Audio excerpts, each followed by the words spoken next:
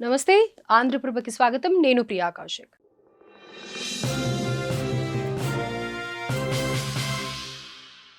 Assembly ఎన్నికలకు మరికొన్ని రోజులు మాత్రమే గడువున్న నేపథ్యంలో దేశవ్యాప్తంగా ప్రతి ఒక్కరి దృష్టి వెస్ట్ బెంగాల్ పైనే ఉంది. గెలుపే లక్ష్యంగా పార్టీలన్నీ వ్యూహాలకు పదును పెడుతున్నాయి. ఈ ఎన్నికల్లో ఎలాగైనా సరే బెంగాల్ కోటపై కాషాయ జెండాను ఎగురవేయాలని బీజేపీ భావిస్తుండగా, మరోసారి అధికార పగ్గాలను అందుకోవాలనుకుంటోంది తృణమూల్ కాంగ్రెస్ పార్టీ. దీంతో ఎలక్షన్ హీట్ కొనసాగుతోంది. వెస్ట్ బెంగాల్లో అధికారమే లక్ష్యంగా అసెంబ్లీ ఎన్నికలపై ప్రత్యేక దృష్టి సారించింది బీజేపీ. మరి ముఖ్యంగా 15 ఏళ్లుగా అధికారంలో ఉన్న తృణమూల్ కాంగ్రెస్ పార్టీని ఛాలెంజ్ చేస్తోంది. ఈ మేరకు పక్కా ప్లాన్తో ఒక్కో అడుగు వేస్తూ ముందుకు వెళ్తోంది. అక్కడి ఓటర్లను ఆకట్టుకునే ప్రయత్నం చేస్తోంది. మరి ముఖ్యంగా హిందూ ఓట్లపై కన్నేసింది. ఈ క్రమంలోనే ప్రచారాన్ని హోరెత్తిస్తున్న కేంద్ర హోంశాఖ మంత్రి అమిత్ షా ఈ నెల 10న ఎన్నికల మేనిఫెస్టోను రిలీజ్ చేయనున్నారు. ఈ మేనిఫెస్టోలో తృణమూల్ కాంగ్రెస్ పార్టీని టార్గెట్ చేశారని తెలుస్తోంది. ఈ క్రమంలోనే దీదీ 15 ఏళ్ల పరిపాలనపై ప్రతిపాదిత శ్వేతపత్రంతో పాటు ఆమె సర్కార్పై ఉన్న అవినీతి ఆరోపణలను హైలైట్ చేయనున్నారు.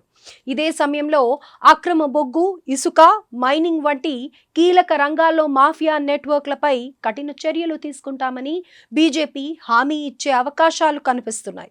అంతేకాదు ఈ మేనిఫెస్టోలో మహిళలకు, యువతకు అధిక ప్రాధాన్యత ఇచ్చిందని తెలుస్తోంది. ఈ క్రమంలోనే మహిళలకు, నిరుద్యోగ యువతకు నెలకు 3,000 రూపాయల వరకు ఆర్థిక సాయాన్ని అందిస్తామని ప్రకటించే ఛాన్స్ కూడా ఉంది. అలాగే సింగూర్ను పెద్ద పారిశ్రామిక కేంద్రంగా అభివృద్ధి చేయడంతో పాటు కనెక్టివిటీని పెంచడం వంటి మౌలిక సదుపాయాల కల్పనపై కూడా భారీగా హామీలు ఇచ్చే అవకాశం ఉందని తెలుస్తోంది. ఒక్క మాటలో చెప్పాలంటే రాష్ట్ర అభివృద్ధి, సంక్షేమ, సుపరిపాలన అందిస్తామంటూ ఎన్నికల బరిలో నిలుస్తున్న కమలం పార్టీ దీదీకి బలమైన సవాల్ విసురుతుందని చెప్పొచ్చు. మరోవైపు తృణమూల్ కాంగ్రెస్ అధినేత్రి సీఎం మమతా బెనర్జీ మరోసారి గెలిపే లక్ష్యంగా ముందుకెళ్తున్నారు. వరుసగా 4వసారి అధికార పగ్గాలను అందుకోవాలని భావిస్తున్నారు. ఈ నేపథ్యంలోనే రీసెంట్ గా తన సొంత నియోజకవర్గమైన భవానీపూర్ నుంచి టీఎంసీ అభ్యర్థిగా ఆమె నామినేషన్ దాఖలు చేశారు. అంతకుముందు తన నివాసం నుంచి అలీపోర్ట్ సర్వే బిల్డింగ్ వరకు రోడ్ షో నిర్వహించారు. నామినేషన్ దాఖలు చేసిన తర్వాత బీజేపీపై నిప్పులు చెరిగారు దీదీ. స్పెషల్ ఇంటెన్సివ్ రివిజన్ పేరుతో ఓటర్ లిస్టు నుంచి సుమారు 32 లక్షల పేర్లను తొలగించారని సంచలన ఆరోపణలు చేశారు. ఇది ప్రజాస్వామ్యానికి ముప్పంటూ తీవ్రంగా మండిపడ్డారు. ఇదే సమయంలో ఈ వ్యవహారంపై ట్రిబ్యునల్ విచారణలు పెండింగ్ లో ఉన్నప్పటికీ ఓటర్ల జాబితా నుంచి పేర్లను ఎలా తొలగిస్తారని ఆమె నిలదీశారు. తన నియోజకవర్గం భవానీపూర్లో 40,000 పేర్లే కాదు, తన ఫ్యామిలీ మెంబర్స్ పేర్లు కూడా తొలగించారని ఆరోపించారు. ఇదంతా కేంద్ర హోంశాఖ మంత్రి అమిత్ షా కనుసన్నల్లోనే ఈ కుట్ర జరుగుతోందని కూడా విమర్శించారు. దీనిపై న్యాయస్థానాలను ఆశ్రయిస్తామని చెప్పారు. అంటే తాను కొత్త న్యాయ పోరాటానికి సిద్ధమవుతున్నట్లు మమతా బెనర్జీ సంకేతాలిచ్చారు. వక్ఫ్ సవరణ చట్టం, ఎన్ఆర్సీ వంటి అంశాలపై తాను చేస్తున్న పోరాటం వల్లనే బీజేపీ కక్ష సాధింపు చర్యలకు పాల్పడుతుందన్నారు దీదీ.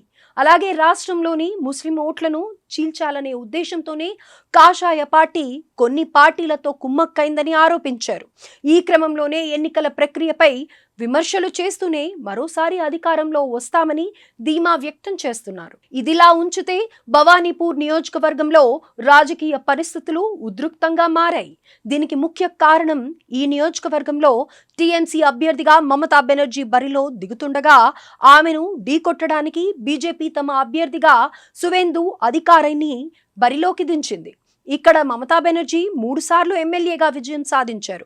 ఈ క్రమంలోనే ఈసారి పోరుపై సర్వత్రా ఉత్కంఠ నెలకొంది. ఈ సర్ పేరుతో 32 లక్షల ఓటర్ల పేర్లను తొలగించారని మమతా బెనర్జీ ఆరోపణలు చేసి చట్టపరమైన చర్యలు తీసుకుంటామని హెచ్చరించిన వ్యాఖ్యలకు బీజేపీ ఘాటుగా బదిలిచ్చింది.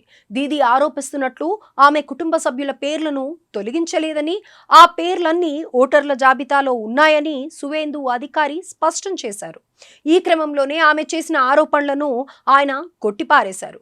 ఇలా ఇరుపక్షాలు పరస్పర ఆరోపణలు చేసుకుంటూ ఉండటంతో భవానీపూర్లో పోటీ రసవత్తరంగా మారింది. ఇక ఎస్ఐఆర్ పేరుతో ఇప్పటి వరకు రాష్ట్రంలో 91 లక్షల ఓట్లు తొలగించింది ఎన్నికల సంఘం. ఎస్ఐఆర్ మొదలు కాకముందు వెస్ట్ బెంగాల్లో 7,66,00,000 మంది ఓటర్లు ఉన్నారు. మొత్తం ఓటర్లలో సుమారు 12% ఓట్లు రద్దయ్యాయి. ముస్లిం సామాజిక వర్గం ఎక్కువగా ఉన్న ముర్షిదాబాద్లోనే ఓట్లు రద్దు కావడం గమనార్హం. ఇక బంగ్లాదేశ్ సరిహద్దులోని ఉత్తర 24 పరిగణాల జిల్లాల్లో సుమారు 3.25 లక్షల ఓట్లు రద్దయ్యాయి. కోల్కతా సౌత్లో 28,000 ఓట్లు, మాల్దాలో 2.39 లక్షల ఓట్లు తొలగించబడ్డాయి. ఇక కొత్త ఓటర్ల పేర్లను చేర్చడం సాధ్యం కాదని ఎలక్షన్ కమిషన్ చెబుతోంది. దీనిపై మమతా బెనర్జీ తీవ్రంగా మండిపడుతున్నారు. బీజేపీ ఆదేశాలతోనే సర్ పేరుతో ఓట్లను తొలగించారని ఆరోపిస్తున్నారు. ఈ క్రమంలోనే కొన్ని సామాజిక వర్గాలే టార్గెట్గా ఓటర్ల పేర్లను తీసేశారని ఆమె మండిపడ్డారు. ఈ క్రమంలోనే అధికార టీఎంసీ ప్రధాన ప్రతిపక్షం బీజేపీ మధ్య మాటల యుద్ధం కొనసాగుతోంది. ఇక ఇప్పటి వరకు వచ్చిన ఒపీనియన్ పోల్స్ ను బట్టి చూస్తుంటే ఈసారి గట్టి పోటీ తప్పదనిపిస్తోంది. మమతా బెనర్జీకి ముస్లిం ఓటు బ్యాంకుతో పాటు మహిళల మద్దతు ఉంది. అయినప్పటికీ అవినీతి ఆరోపణలు, సుదీర్ఘ పాలన నేపథ్యంలో ఎదురయ్యే వ్యతిరేకత మైనస్ పాయింట్స్ గా మారాయి. దీన్నే బలంగా మార్చుకోవాలని భావిస్తుంది బీజేపీ. దాంతోపాటు హిందుత్వ ఎజెండా కలిసి వస్తుందని ధీమాతో ఉంది. మొత్తంగా ఓవైపు మమతా బెనర్జీ బెంగాల్లో తన పట్టును నిలుపుకోవాలని భావిస్తుండగా, మరోవైపు బీజేపీ కాషాయ జెండాను ఎగరవేయాలని గట్టిగా ప్రయత్నిస్తోంది. అయితే ఈ పోరులో ముఖ్యంగా ఓటర్ల జాబితా వివాదం కీలకంగా మారుతుందని చెప్పాలి.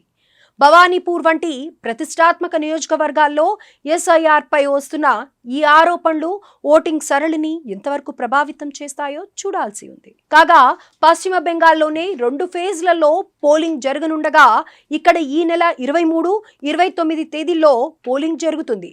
మే 4న ఫలితాలు విడుదల కానున్నాయి. ఇక మొత్తం 294 స్థానాలు ఉన్న బెంగాల్ అసెంబ్లీలో 146 మ్యాజిక్ ఫిగర్. ఇప్పటి వరకు వచ్చిన పలు సర్వేల ఫలితాలను బట్టి చూస్తే హోరాహోరీ పోరు నెలకొన్నప్పటికీ దీదీకే గెలుపు అవకాశాలు కాస్త ఎక్కువగా ఉన్నాయనే అంచనాలు బయటికి వచ్చాయి.